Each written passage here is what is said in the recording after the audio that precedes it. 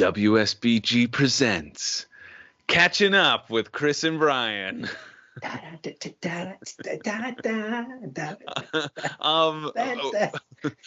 the show. I think that's a perfect intro. We're keeping it. Welcome to the show, everyone. You're here on the World Series of Board Gaming YouTube channel with myself, Chris George. And Brian Muller. And I think we're going to take the competitive edge off this one, right?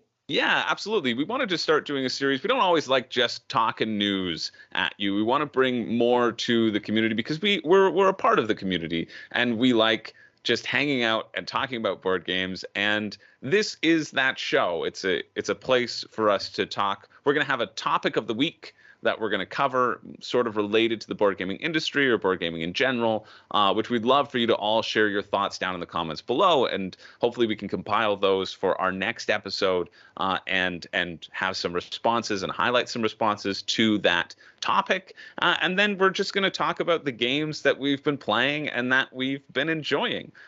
Because who doesn't like talking about games? I know I certainly do. I can't get enough of it. And that's why I wanted to talk about games with my good pal, Brian Muller, over here. And that's exactly what this show is. We're going to have a topic of discussion. Hopefully, if you want to participate in that conversation, you can drop some comments down below. You can let us know what you've been playing, and we can let you know what we've been playing and what we've been enjoying and what we're looking forward to playing next. Anything else, Brian? That's our show. It's casual. Yeah, I like it. It's I get plenty competitive the way it is, so it's a good chance for us to just talk about some fun things, right? Yeah. And that's an interesting, that kind of leads us into the topic of the week, which why don't we just get started into it? Being competitive at home, and also the concept of house rules. The idea of house rules. I know in many situations, there's a few implementations of house rules. Either you learn the game incorrectly according to the rules, and how does that affect your play? And are there any house rules that you choose to implement into the game? Because I know for me, a lot of house rules that I've come across are to make the game less competitive. I can see that. Right? Our group and myself tends to be pretty competitive. And like when you first asked this question, this topic, I was thinking that I don't do house rules. That ruins the game. But then I sat down and I thought about it, and I think I really do a lot of house rules, but they come in much more subtle flavors for me than hard and fast things. So I think a lot of them are we're gonna get competitive, but we can start out with something that's a little bit more flexible or a little bit more suited to our group. That's interesting. That idea of it ruins the game, because I also have that inclination for myself, right? I take games very seriously. I take my fun very seriously. I want to have fun, but I want to have fun in the right way. And maybe it's because I'm often the one teaching the game and the one reading the rule book, that I'm more aware of the rules and of what the designer decided on. And I usually feel to deviate away from that is not something that I'm interested in, right? It's not something that I particularly want to do. But I also see the flip side, and whenever I encounter a house rule, I'm now getting into the mode of trying to take a step back and choosing my battles, right? If I'm playing at somebody else's house and they say, "Oh, we like to do it this way," I came across I'll tell one of the house rules that I came across, which made me want to talk about it with you. I was playing Terraforming Mars with my neighbors. They love Terraforming Mars. Terraforming Mars is in the World Series of Board Gaming. Myself and Stephen Bonacore did the commentary on it. And from doing that commentary, I was like, yeah, I want to play Terraforming Mars because I got some new tricks up my sleeve. And so I was given, what's the corp that discounts science that Anthony had in our final? Oh, yeah. Whatever. You remember that one? Yeah. I was given that corp, and I saw it in my hand. I was like, well, he did pretty well. So I'm going to pick that one. And I was like, I'm going full science. I was so excited to do it. And then also near the end of the game, another thing that Anthony did, I said we wouldn't talk about World Series, and here I am just talking about it. But it informed this thing, is that the idea of you can discard a card to get one coin, and using that action as a way to prolong the game and as a way to see what everybody else was doing. And when I got to that point, the people who I was playing with, they said, yeah, no, we don't do that as a rule. You're not allowed to do that as a rule because you just have to sell them all at once. And I said, that's ridiculous. My entire strategy was building up to this point of being able to do that. That's why I invested so heavily in card draw. And plus, if I draw more cards, I made the argument, if I draw more cards and I want to sell them, I can't sell them? Like, that's a ridiculous rule. And they said, no, you can sell them, but it's just to keep the game moving because we don't want to have a 4-hour game, right? We're playing this for fun and we don't want to have this people purposefully drawing it out and taking too long. They wanted the game to move on so that we could play something else in the evening. And I was like, you know what? I understand. I've still fought them vehemently on this one. Usually I cede it. I was like, this legitimately was my strategy the whole game. I'm trying to mirror Antony's performance, and I did mirror it because I came in second. But but I was like, this is my plan the whole time. And so coming across those sorts of house rules, or which I think is different than people playing it incorrectly, or is it different? Right? Are people playing the game incorrectly, or are they just house ruling certain aspects that they don't like? That's the question I have, but I'm not sure I have the answer, and I'm hoping, Brian, that you do. Well, I don't know if I have the answer on that, and I do think there's a myriad of different things, but with that particular one, it does seem like they're particularly cutting down on the AP that you get in Terraforming Mars. That wouldn't fly in our game group. We're gonna have that AP because that. For depending upon how competitively you're playing that game, that kind of is a little bit important because the game can end, and a lot of times the biggest part for stalling in that game is to say, hey, I need to know whether the game's ending or not ending. So I don't want to 100%. Pass and then the game's over and I'm holding a fistful of cards that I was planning for one more turn. Yeah. And so, but if you're playing with a casual group, then maybe you concede that a little bit. Well, I think that was it. Like they also are competitive players, but it was more along the lines of that sort of AP, which is interesting because I've never seen a house rule that really kind of focused on that. I've seen house rules more about making the game less mean, so to speak. You know what I mean? Yeah. Like the rule, a friendly robber in Catan. You know what I mean? That you cannot put the robber on somebody. I'd be down for that one because the robber always seems to fit on my space when I'm playing. So. So you're okay with that house rule. or like whenever I play, I really like the game Unfair. And it's in the name that it's a bit unfair. But whenever I play with my girlfriend, we have a house rule that we can't use the mean portion of the cards. There are two portions. Have you played Unfair? I have not. I've not played. It's great. It's a little tableau builder where you're building your own theme park. And so you take a number of decks equal to the number of players, and you kind of smash them all up, and that'll be the types of theme park that you can build. So it'll be like a jungle robot theme park, or like a pirate vampire theme park. And so you have different cards and different like tickets or blueprints that you have to complete, right? I want these attractions in my park with these things on them, those sorts of points. But you also have event cards, which the top half gives you a benefit and the bottom half screws over the other player. That's the unfair part. That's the unfair part. And in a larger game, generally it's always more beneficial to take the top part, because if you screw over someone, everybody else gets to take their actions for themselves, and you've wasted your action just harming one player, right? In a two-player game, which I really like it at the two-player count because it goes quickly. It benefits you to use the bottom part because you're only worried about one person, right? You have to beat that other person around the table and not someone else. So I like using those, but my girlfriend take that. Yeah, it's the kind of the take that mechanic, exactly. But my girlfriend doesn't like that. She said, I don't want you messing with my stuff. I'm like, I know you're completing an unfair blueprint over there that's worth an absurd amount of points, and I know what it is. And you're saying I can't take it away. I need to, or else I lose. She's like, I got the blueprint first. I was like, that doesn't make any sense. But I like playing the game even without that aspect of it. I find it really satisfying to like build as a tableau and whatever. So I'm happy to make that concession, because in the end, it's for me, it's all about fun, right? Like I want everybody at the table to be having fun.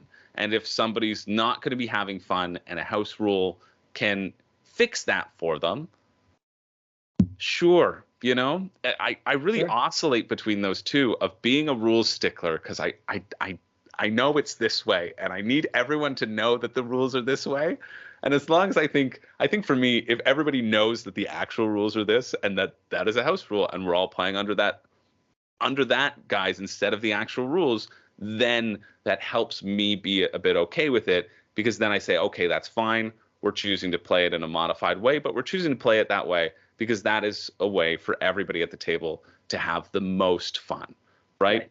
So that makes me lean on the side of being pro house rules, even though it hurts my rules stickler side of the side of me to say that. What are your experiences, Brian? I think that, like, if I'm truly honest, some of the ways that house rules come into us is a little bit like adding a little bit more chaos, I think, to some games. Oh yeah. Very formal rules. Yeah, in very small ways. Right. And I think ways that are a little bit more entertaining for our group. So, for example, if we're playing an asymmetric game like maybe Gaia Project or something like that, or Dune, where instead of letting players follow the specific picking of you pick your board, that to me seems like that would get stale. And so a lot of times what we'll do is we'll shuffle them up and deal them out. So that's kind of a house rule, you know, shuffle them up and pick one of two or something like that. We do that quite a bit. I guess that is a bit of a house rule. Like, it's not often explicit in the game, but even just that little thing, I never considered that. But absolutely, I do that too, right? It's more fun to have that randomness, I think, right? Yeah, and we kind of have a standard house rule. I think it ends up only applying to me because I maybe cry until I get my way on this one. But I'm big at recording the BGG stats.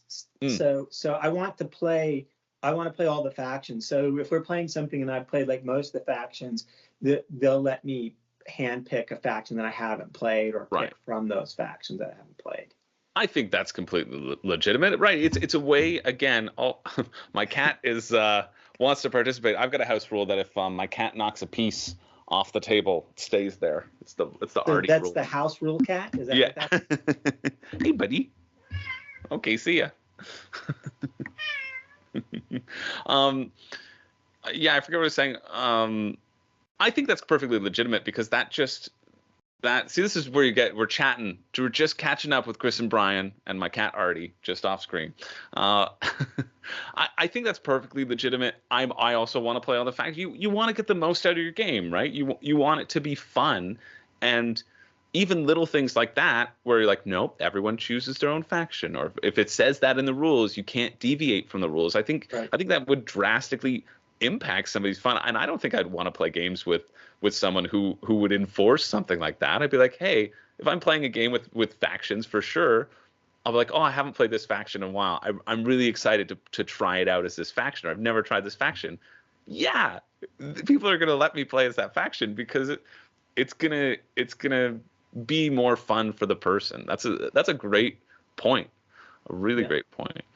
I think one of the other ones that I was thinking about as well too is in like a co-op game. So co-op games get a little bit more interesting with house rules, because you end up adjusting the difficulty of the game, and that's, I guess, part of the experience in a co-op game is to have the difficulty level that suits your group. Yeah. So we play a lot of Marvel Champions, my brother and my son and I, and one of the things that we do when we're going through a campaign is there's like a standard mode for the campaign and an expert mode for the campaign. Yeah. And what we'll kind of do is we'll kind of house rule and borrow a little bit from the expert, but play a little bit from the standard. So we'll kind of ratchet it down to where it fits really well for us.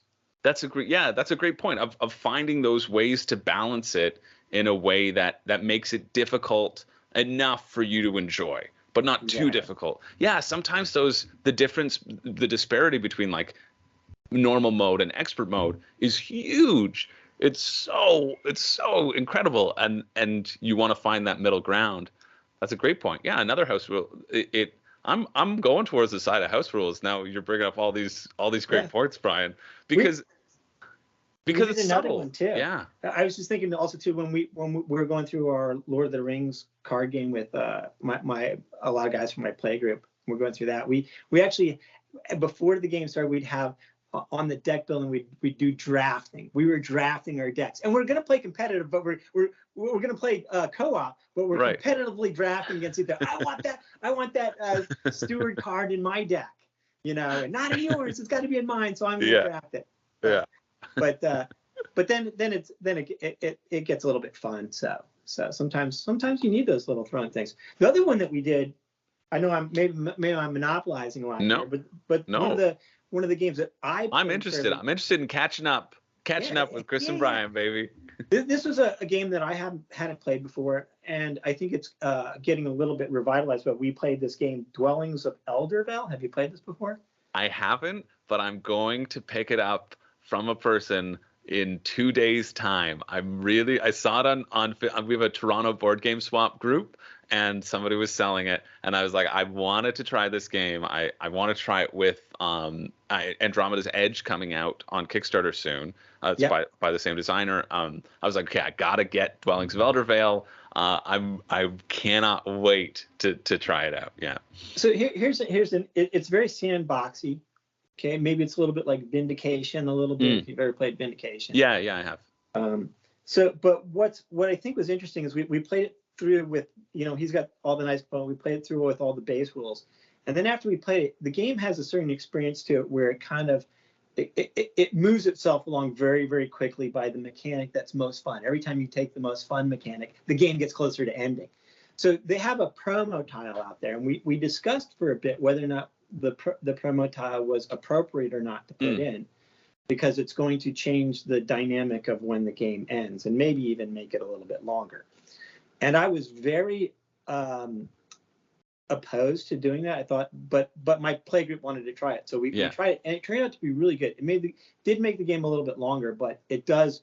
The most fun aspect of the game gets to shine a lot more. So if you get it, there's a promo tile where it lets you buy cards without progressing the game state, and you probably really want to play with that. Oh, cool. So I think we ended up just proxying it in, but it was fun, and it was very fun for even me, who gets a little bit overly competitive at times. I enjoyed that. So.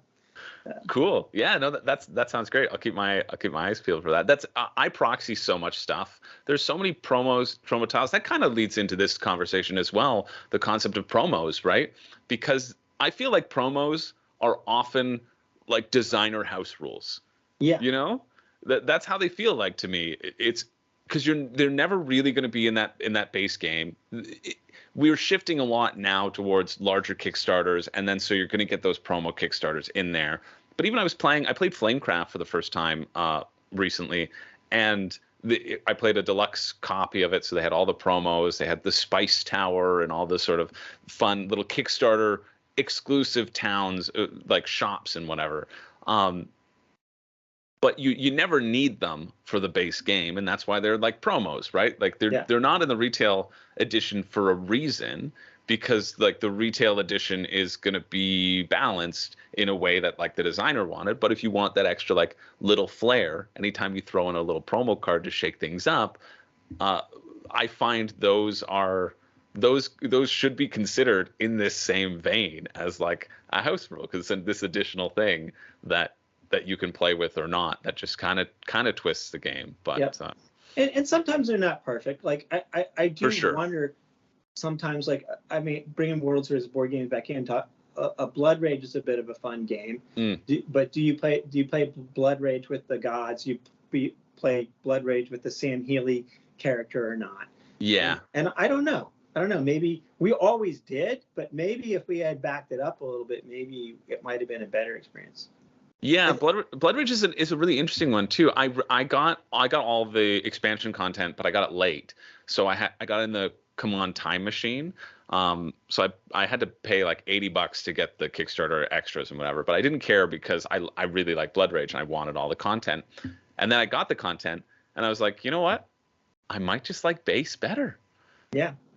You know, the Rising Sun one I think is a really good example of that. The economy stuff is really fun for one play, and then after that you're really like, oh, that's got to come out. Yeah.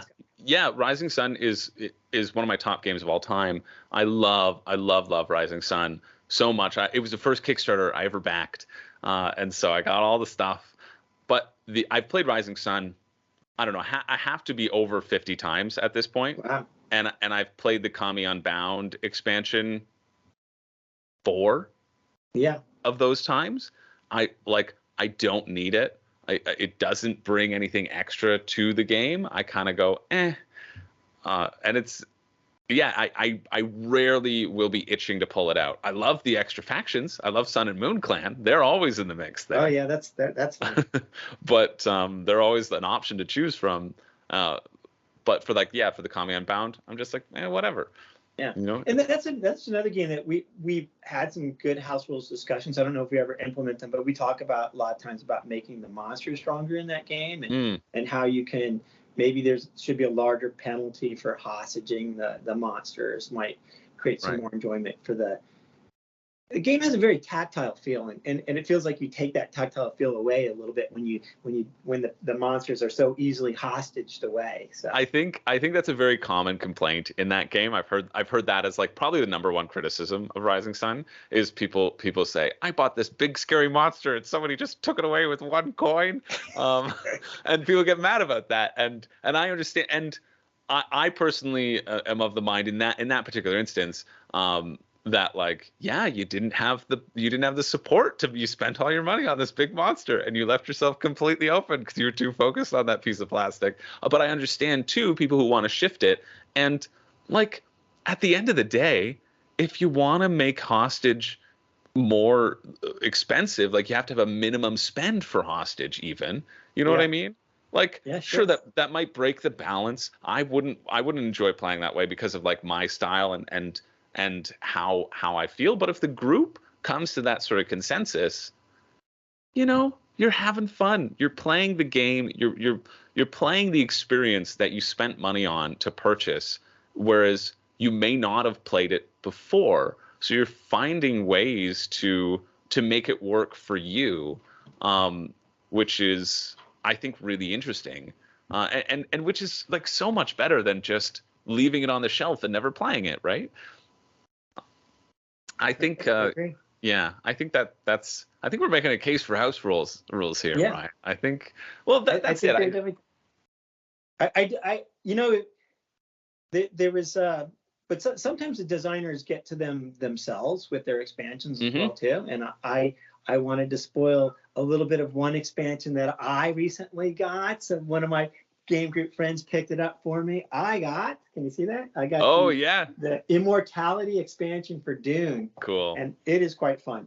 Yeah. I think they one of the things that they did in that expansion was maybe even a house rule for some people, was the ability to wipe the Imperium row so that you can get new cards so it doesn't stagnate. And that's pretty huge.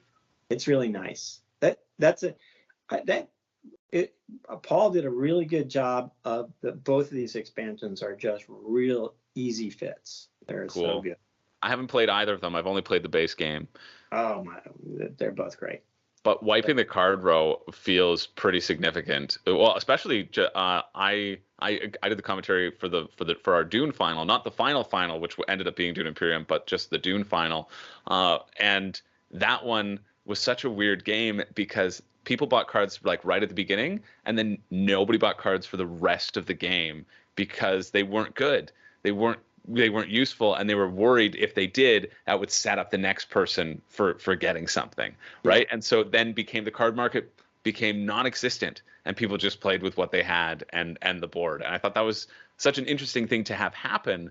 But now being able to wipe the card market, that's huge. You get a token that you can one use flip over for the game, which is enough. Maybe you don't need it, right? But it's a nice little go-to if you have it. No, but this is another example though, like where I get like opposite of the house rules. I get real stickler in the rules because and I may be completely wrong about this because I only read through the rules like once because they're pretty short.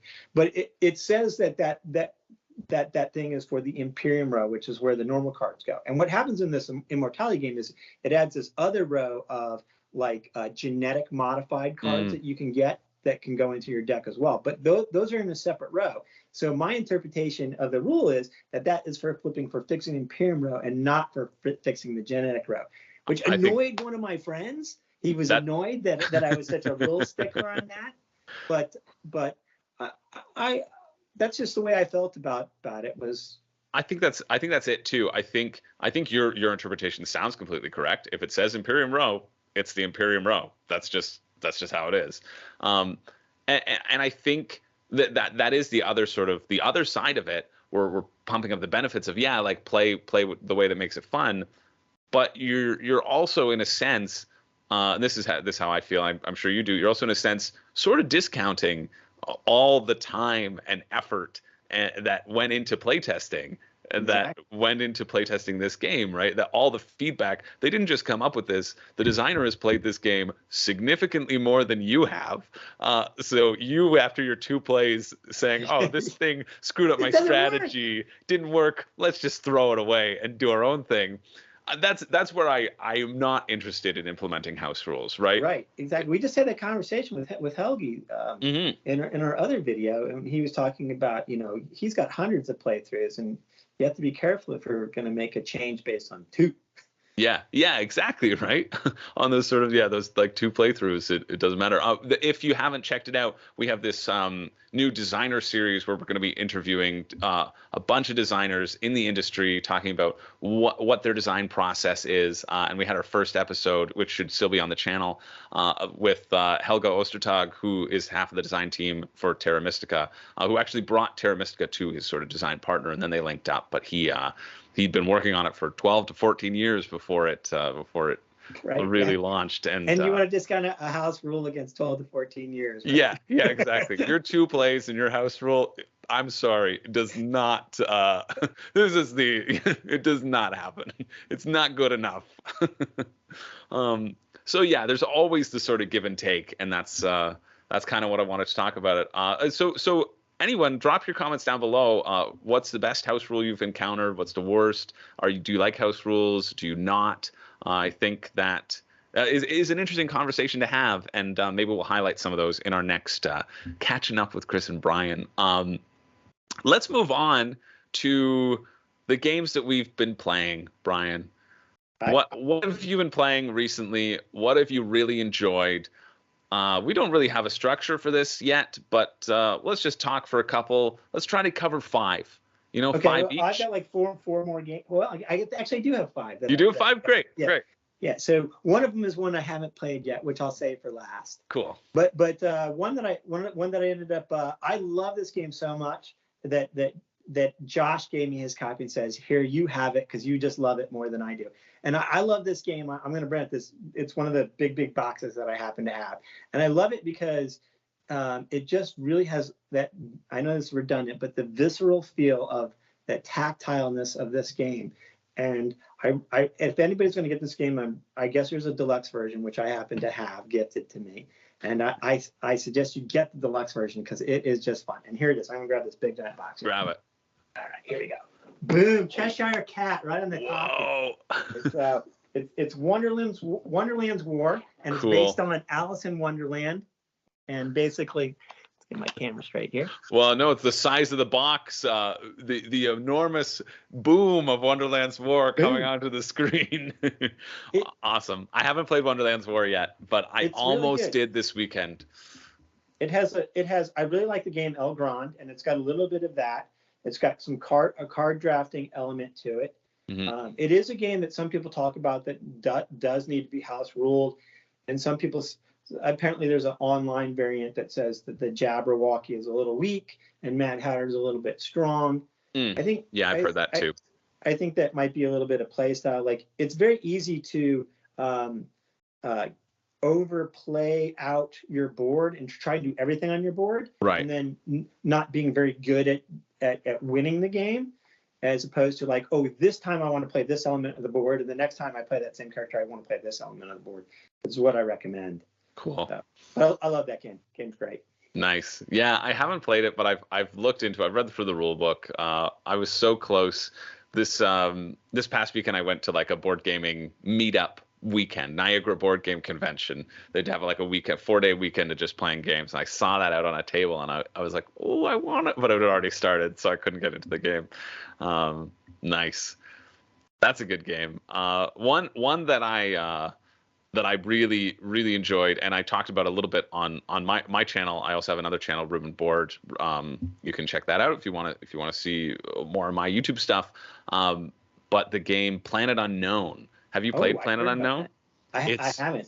It's great. I feel like I should have saved this till last because I like it so much. It's hard to find right now, but as soon as it comes back like into print and circulation, it's one that I think I absolutely want to add to my collection. You have it's a polyomino game with like asymmetric sort of tech tracks that you get to move up. Basically, you have this lazy Susan, which is 6 sides, and so on your turn you can spin it so that you can pick whatever piece you want, and then everybody else is resigned to their portion of the lazy Susan. Nice. They have 2 options to take from. So everybody gets a polyomino piece that you then put on your planet, but you have more choice when it's your turn as like the captain. And there are random events that happen too. You'll set it into place, you'll draw an event card, and it'll say, oh, now you get this thing, or you cannot place this thing now. And so things to affect your kind of tech track and make you change things on the fly. And then you take the piece, and the piece will have 2 sort of symbols on it, and whatever those symbols are, you then get to move up in the track that represent those symbols when you place it on the board. So there's ways to get like extra little tree growth on your planet. There's ways to raise your tech, which give you unique powers. There are ways to draw these additional like civilization cards, which give you unique powers. And then there's like rover maneuverability, because you have a little rover that's running around picking up meteorites. And the point of the game is you want to score the most points. You want to score the columns and the rows that are completed. They'll give you a ton of points, and then you can also get points for how much you've moved on your tech track. Artie just burst into the room. He was so excited about Planet Unknown. He's like, I gotta get back in here. You're talking about my favorite game. Yeah, it was just so satisfying, like so much fun. I'd recommend checking it out if you haven't seen it. It really was just, and it was so easy to learn too. Really? Easy to learn, easy to teach. We didn't know it. And we sat down with like, I saw the box. I was like, hey, can I play this? And the person was playing another game. He's like, yeah, sure. At this like bigger meetup convention. And so we taught ourselves through the rule book like really quickly, 15 minutes. It's very simple. You take a piece, you put it on your board, you move up the tracks. Done. Yeah, super fun. It's one that I want to get my hands on for sure. So that's one game that I want to talk about today in terms of playing and have been enjoying. That's cool. That's cool. We had another one that we played like right around New Year's. We played a game called Mosaic. Have you heard of that one? It's a Glenn Drover. Yeah, I haven't played it, but again, I saw it on the table of this board game weekend. I was like, man, I need more time. I see all these amazing games I want to try. It's quite interesting. I do like it. There is different ways to win at that game. That game can be a completely different experiences. Like you can have a very long game of that, and then you can have a very short game of it. Cool. So it's interesting. I'm interested into exploring it a little bit more. But that's when we first invited my son. Got invited to the gaming group because he was off for the New Year's, and then after he trounced, everybody said leave. They said leave him at home. so there's a little son pride going on there. Nice. Just walloped everyone. What other great games have I played recently? I'm gonna look at I also do BG stats. I started because of YouTube. I started because of Room and Board. And I like being able now to look back and see what I've been playing and see what I've enjoyed as well. I really enjoyed Flamecraft. I'll make that my sort of second pick. Again, it was kind of like a first play this past weekend. But have you played Flamecraft yet? I have not. How was it? It's good. It's really quick, and it's a really nice worker placement game.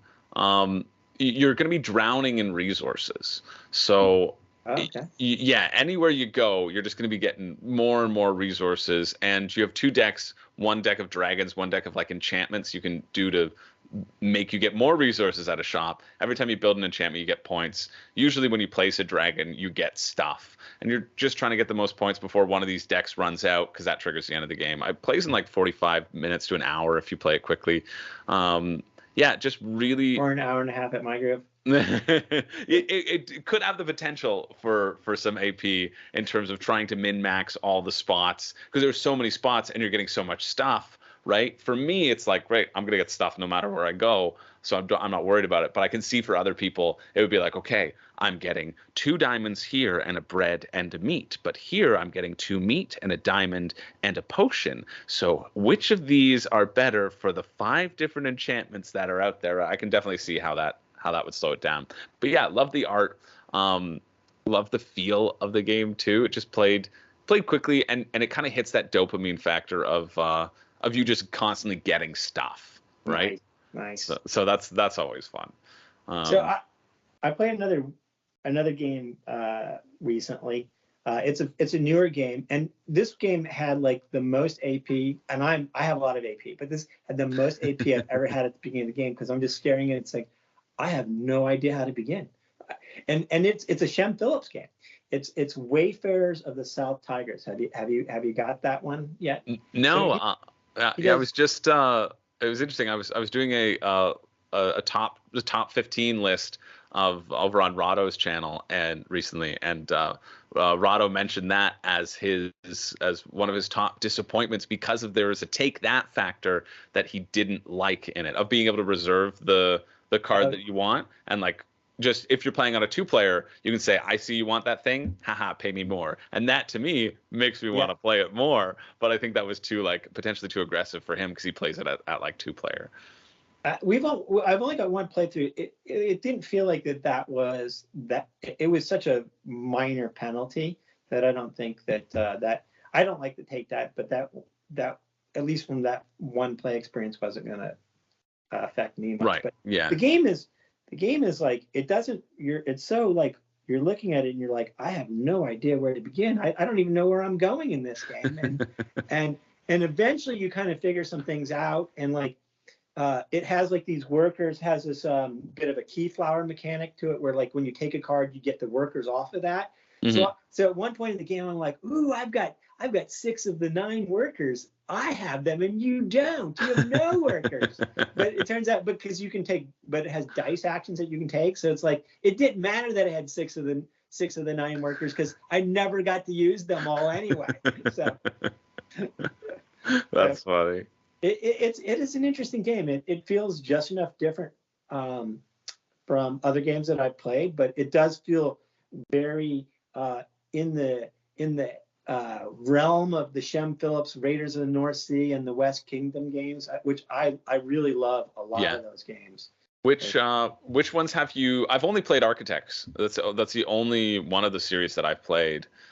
So Architects is considered by a lot of people to be the best one. That's kind of why I grabbed it first. No, but I love, like, Raiders of the North Sea is probably the best game group intro game that we can play, because we can teach it, get people in, and you have fun no matter what happens, and there's some neat mechanics, and there's a lightness and a casual twist. I really like Raiders of the North Sea, but my favorite two are the ones in between that bun up and sandwich in Viscounts, which is Paladins and the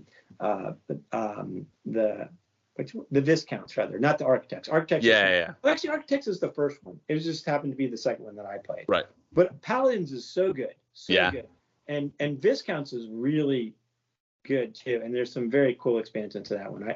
Those two are on my top 100 list, towards the top for sure. Paladins and Viscounts. So. Yeah, I really got to pick them up and try them. It's just there's just so many good games out there. So many that I always wanted. Every time I hear, I'm like, yeah, I really want to play that, and then I really want to play that. Everything on your list, I want to play. Nice. Yeah. All right. So, the third. No, go for it. No, go for it. I think it's your go. All right. Yeah, it's my go. What I've been playing and trying to delve more into that I've been really enjoying is Too Many Bones. Too Many Bones. Okay. Yeah, it's, specifically, I have Too Many Bones Undertow. I've got to do a review of the Automaton of Shale, the pop-up book. I'll be doing a review of that, like over on Room and Board at some point. But so I was like, okay, I gotta get more into the Too Many Bones world, and I played it with my friend. I have a friend who's really into Too Many Bones, and that's how we kind of met. We had mutual friends, and he was watching my YouTube channel, and I was talking about never playing Too Many Bones, and he's like, hey, we've got so many mutual friends. Come over, I'll teach you Too Many Bones. I'm like, okay, that's great. So now he's my go-to Too Many Bones person to play with. But it's been really satisfying. Have you played any of the Too Many Bones? I have not, but I've heard a good bit about them. Yeah, it's you get this unique tech tree of a character, right? Your character, the puzzle is what extra dice do you want to add to your pool, and then you're going to face off in a 4x4 grid against various levels, stages of monsters as you proceed towards like the big bad. So as you go through, you get, every time you complete a little stage, you get to level up your stats by 1 or 2, and it feels good to continue on that sort of like level progression until you have like heaps of dice that you're rolling and checking at this guy at the end, the main bad villain at the end. Yeah, really solid. I can see why people like it a lot. I mean, chip theory games are expensive, right? Like they're really pricey because they're chunky, they're heavy components, they're always custom dice, which are expensive. So you have a ton of those. They make their cards out of plastic. They're really weird to shuffle. You pull out the deck and it just falls everywhere. I'm like, why can't these just stick together? But the core like feeling and the core progression of Too Many Bones has been really fun to explore. So I've been really enjoying that one. That's pretty cool. Yeah. A lot of ding ding ding as you level up. Yeah. It's that sort of that. Yeah, I love leveling up, right? And just being able to go through. I'm good. I leveled up. Yeah, yeah, it makes you feel like you're doing a good job, even if you're not going to win against the big bad at the end. As you take out these little monsters, you're like, yeah, I'm so good. It's like, okay, now here's the harder ones, and you're like, oh no, please, let's go back to level 1. That's pretty cool. Yeah. Well, the next one that I played, which we've got in 2 or 3 plays, and we don't actually own the game. We had to borrow a copy from Rob Rouse from Blue Peg Pink Peg. We pirated his game through Patrick Kelly, and we had it at our place. And Nice. We got a deluxe version, and I even have a date from it. But it kind of ties into the World Series board game again, in that we recently swapped out some games, and we finally added in a Feld. And the game that I played the Castle Burgundy got added in, but I played Castle Burgundy before. But this game here is the newest Feld, or soon to be the newest Feld. I know he's doing the City series where he's reprinting a lot of his games, and I'm real excited for the Bora Bora reprint. I can't wait for that one to come out. That's probably my second, or probably soon to be my third favorite Feld. This Feld is probably going to replace them all as my favorite Feld, which is Marrakesh. I don't know if you've played this game or seen this game. I haven't, but it's with the cube tower, right? Yeah, and so what they do is that it's like Shogun, if you played Shogun or something, except for it doesn't use cubes. It uses the hexagonal type cubes, and they're called keshis, and you drop them in the cube. But what's really neat is you take, and there's 12 different colors, and you're going to play each round of the game. There's like 3 rounds. You have one of each of those colored keshis, so you have 12, and you're going to pick 3 of them, and you're going to drop them in the box. And the 3 that you pick determine the 3 actions that you're going to take, but the ones that fall out, you create this drafting mechanism where you draft the keshis to strengthen your actions. And it's good. The game is good. The game's really good. It maybe needs a little house rule tweaking on one of the tiles. I think might be a little bit strong, but and you know that from all of your plays. That's right. My 2 or 3 plays have determined that. I think what we agreed was that it feels very strong for new players. So what I think we've decided to do is just give that tile to new players, right? And so that's the easiest house rule. Until we learn more about whether it really is broken or not broken, but make that the new player edge, is give that to them, because maybe the advantage of it really is that it's just easy for your first 2 plays. Right. But that game is really great. Look for it. Cool. See if you can find it, because it's going to run off the shelves very fast. Very, very fast. Nice. Nice. Yeah. Yeah. I like Feld. I haven't played as much of his collection as I'd like, and hopefully we can get him on as an interview. That would be great.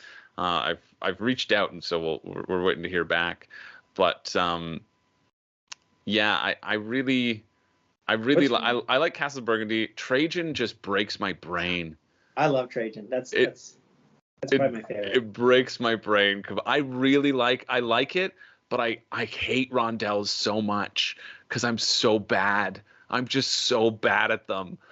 And I want to be good. I'm just so bad at Trajan. And I'm like, I'm like, okay, I'm going to do this action next. And every time I forget that I'm not going to be able to do that action next. Yeah. I haven't set myself up. Oh, it's just the worst. Oh, I really do like that game though, because you can get in that game where you're planning like 3 turns ahead, right? And you're working the math out on 3 turns ahead. You're trying to remember what 3 turns you're taking so you don't take them in the wrong order. Yeah. And then all of a sudden the game is about to wind down for there, and you're like, oh, I can't do 3 turns. I've got to figure out a new plan for 2 turns. Oh, it's the worst. Just thinking about it gives me anxiety. Have you played Bora Bora? Do you like Bora Bora at all? I haven't played Bora Bora, no. So Bora Bora is a dice placement game. It's very good. It's a lot of Feld salad stuff going on. There's too much stuff to do, not enough time to do it. But it has all these different components. It's got a little bit of area control, getting to things first, maximizing the value of your dice.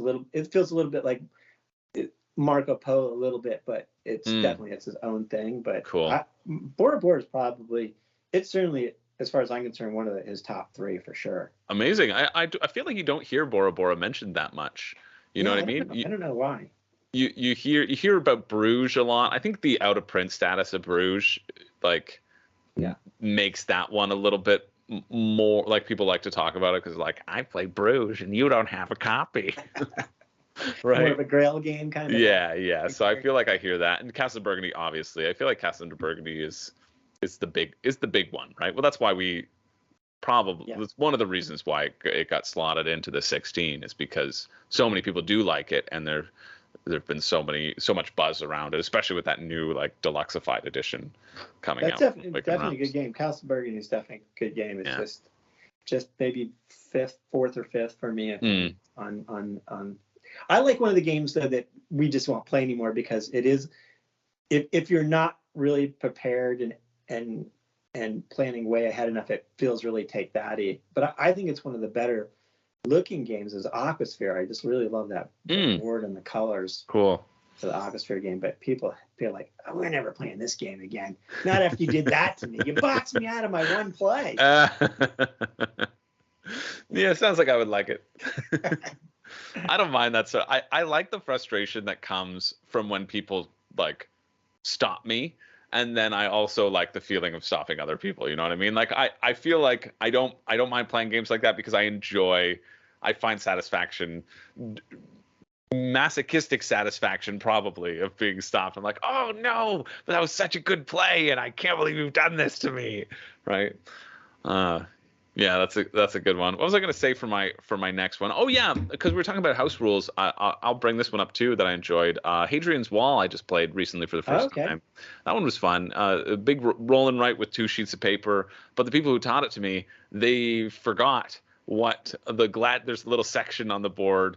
I don't know if I don't think you've played it, eh? I haven't heard, but I've heard great things about this. Yeah. It's a lot of combos, right? You're going to get a number of resources. Everybody gets the same resources at the beginning, and then you can use them to move up on different tracks, which in typical roll and write fashion, move you up on other different tracks.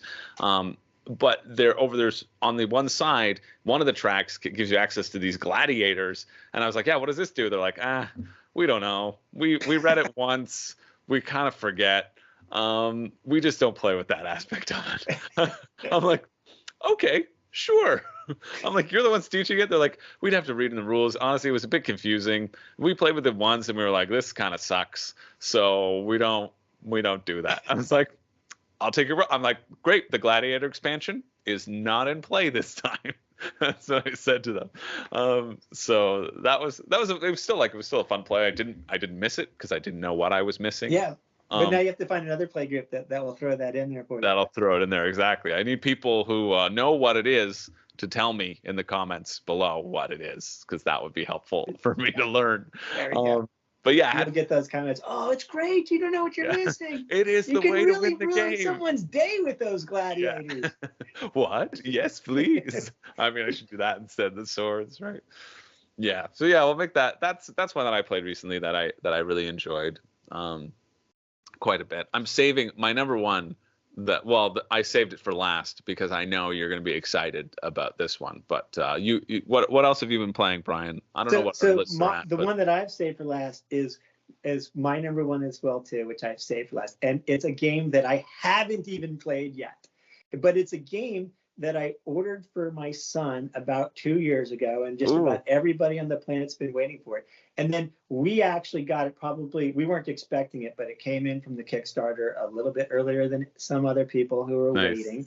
And we're not even ready for it because we haven't even finished the first game yet. So we're going to try and crank out this is a little bit salt plug here a little bit, but we're going to try and finish out the first game pretty quickly in the next few weekends, so that when we get up to PresCon, which is one of my favorite cons to go to, it's a fairly con, maybe we can get in some of this game. So let me grab the box. So you thought the Wonderland's War box was big. This is the biggie of all boxes. I think I know what's coming. I do want to see the box. There it is. It's Frosthaven. That'll make the iPad fall completely. How big is that? My iPad barely fits in with my face in the box and everything. It's bigger than you. But this is pretty cool. So it's not even punched yet. I'm not even. I don't have the strength to get the lid off. So. I know it's so hard to pull it up. I've got Gloomhaven. I don't have Frosthaven. I didn't back the I backed the Kickstarter. I backed it immediately. I was like backer number 340 or something like that. I was like, yeah, I'm gonna be in on it. I want it. And then as the campaign progressed, I was like, well, I haven't finished Gloomhaven, and I'm not even close to finishing Gloomhaven. A friend of mine bought me Gloomhaven for my birthday, and so obviously I got to play it with him. And he's not a huge board gamer, and so I think I may not play it with him because I want to play it more. But yeah, we've barely scratched the surface of Gloomhaven. But so then I pulled out of Frosthaven because I was like, listen, if I can't get Frosthaven until I finish Gloomhaven. But it sounds like you're close to finishing Gloomhaven. Yes, we were gonna stretch along as far as we could. There's still like 2 characters we're just not gonna unlock. Yeah. But we're not gonna worry about that. Yeah. We can finish it. I think we figured out that we can finish it in about 4 more missions. We can be finished. Cool. So cool. We're gonna maybe start doubling up on weekends and get done, and we'll be ready in time for PresCon. But Frosthaven's great, and I'm good friends with the Blue Peg Pink Pig people and Rob Rouse. And there's if you're a Blue Peg Pink Pig fan, you probably know about the Piranha Pig. And my understanding is there's a Piranha Pig somewhere in Frosthaven. Oh, cool. And I also do know that Rob Rouse actually designed one of the scenarios that you go through. So I'm interested. Patrick keeps talking me up about this game, so cool. I'm pretty excited to do it. I guess they're adding it. I don't know much about it. Just that they're like adding resource management into Gloomhaven, I guess is. Yeah, I just know that you build the city, right? You have this whole other city phase of figuring out what buildings are going to go where, right? I think that's it. Yeah. So if you already have Frosthaven and you've already unopened it and I've already tried out a few of the races, give me a hint which one I should give a playthrough to, because nice. I'll be interested in doing that. I'm not much of a. I don't like being the tank as much. My favorite character in Gloomhaven was probably the Sun Paladin, and I really love playing that Sun Paladin character. I don't know which one. Which one did you start with? Which one? And this I think was my problem with Gloomhaven. I started with the Rogue, or whatever the Rogue one is, and then my buddy started with the Mage, the purple one or whatever. I forget their names. Yeah, that's a tough combo. It's a really tough combo, and I think that was a bad combo for us to start with, because like the Rogue is all about, if you're next to someone, you get to do this like additional, because they're drawing the focus. But the Mage is a range character, so they never want to be next to anyone. So all of we've died so many times which is lucky because my secret objective to retire is you have to die a certain number of times. So I'm almost ready to retire, and we've barely scratched the surface because we've died so many times. I'm like, I don't care. This helps me. But yeah, it's just it is a really tough combo of figuring out like the balance of how to use our powers effectively and to not run out of steam, right? He's so squishy. The mage is so squishy, and your guy wants to be hidden all the time. Yeah, we both want to be out of the fight. We're like, no, over there. I'm like invisibility cloak, and they all charge towards the mage, and he's just like, I can't do anything. Yeah, so it's been a tough going. So I almost feel like I should just retire the rogue early and like pick somebody to better complement his mage class. You know what I mean? And then when we get back into it, I think that's probably what I should do. You know what? I think I'm going to make that decision right now. I'm going to just like switch my character when we get back into it, and that might reinvigorate his passion for it. Because I want to play with him, but I think he got a little discouraged because we kept on dying, and he didn't have the secret objective where dying is a good thing. So yeah, if we like kind of lower the difficulty a little bit, I also really like punishing co-ops. So I love this challenge, and he does not like he feels like if we don't win, he feels like, what did we kind of waste our time on? That's that kind of feeling. Yeah. So I think Childress, though, wow. The beauty of Gloomhaven is that maybe you struggle a little bit up front until you get going for a little bit. But once you get going, he has the tension level is mastered on the edge of a knife. It is so perfect. You'll have so many games where we almost lost, but we pulled it out in the end. Right. Or games where we were crushing people, then all of a sudden the monsters came back and we're like, we barely survived. Right. It's as you get going, that's probably one of the best give and pull games that I've played.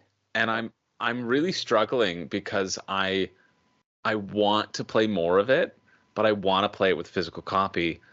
But I also just want to get it on Steam because I know I'll be able to play it solo, like so much easier than setting it up myself. I don't have to worry about the tracking two different campaigns of two different things. I know I could just blaze through it, and I want to, but then I also feel like I've got this big box of stuff that I want to use and physically experience with my friends. So it's that give and pull, right? I've done both. My long lost college buddies contacted me out of the blue, and we started playing Gloomhaven on Steam. Amazing. And that's quite a bit of fun. But cool. It's definitely better playing with pieces. Yeah. There's probably a couple things that you probably do need though, and that is like there's like a sheet organizer sheet. You got to get that. Yeah. And yeah, I've got like 3 different organizer boxes for all the different pieces. Like I feel good about my organizer. But there's like a sheet that lets you track everything, and it makes it super easy to figure out what's going on. Oh, okay. Like what you need to do next and where you're at in the campaign. Okay, cool. A friend of mine gave that to me. And the other thing is there's a bunch of different apps that you can go with, and I've heard different friends say, hey, use this app or use this app. We only use the one app that does the map for us, and then you tap on it and it will reveal the next set of monsters. That's the only one that we use. But I've heard like there's apps that will keep track of, whose initiative is what did the monsters do, how many they have. Makes the game a lot easier if you're getting overwhelmed by it. Yeah. You maybe use that. I have that one. With the monsters and the initiative. That was like the Gloomhaven helper. I think Lucky Duck is coming out with a Gloomhaven app. Yeah. There was that whole thing of like the Gloomhaven helper had this app, and then I think they were like, hey, can you like give us? I don't know what it was, but they asked I've seen like a reasonable ask, and the app people were like no, and then like okay, well we'll just get Lucky Duck to do it instead. Say goodbye to your app. We have the licenses because it's our product. And I was like, yeah, that's how that kind of could go. Yeah, good. Yeah, it makes me want to. I'm excited to play Gloomhaven. But another game, my last game that you're going to be excited that I've been getting some plays in, Brian. Can you guess what I'm going to pull out off the shelf? I have no idea. No, it's a game that I know you love. Wait, is it? Oh yeah. Oh yeah. You can see it. Oh, it's dominant species marine. Yeah, Right there, baby. Oh, that's baby. a great one. What an awesome choice. It's Love a that game. it's such a fun game. I've been playing a little bit more of it recently, and I'm so happy that I got introduced to it through the World Series of Board Gaming from last year. It's not on the docket for this next year, so I can talk about it freely without being promoting the World Series of Board Gaming taking place in Las Vegas, September 24th, 28th, win $25,000. Yeah, I could do it completely freely without needing to promote. But yeah, it's a friggin' great game, It really is. and I cannot believe that in the original dominant species, I think you were telling me one of the main differences is that the actions aren't resolved immediately. You have to put them all down and then you resolve them Yeah. all at once. This, I think I would like it a lot less if that was a thing. I love having that activate immediately.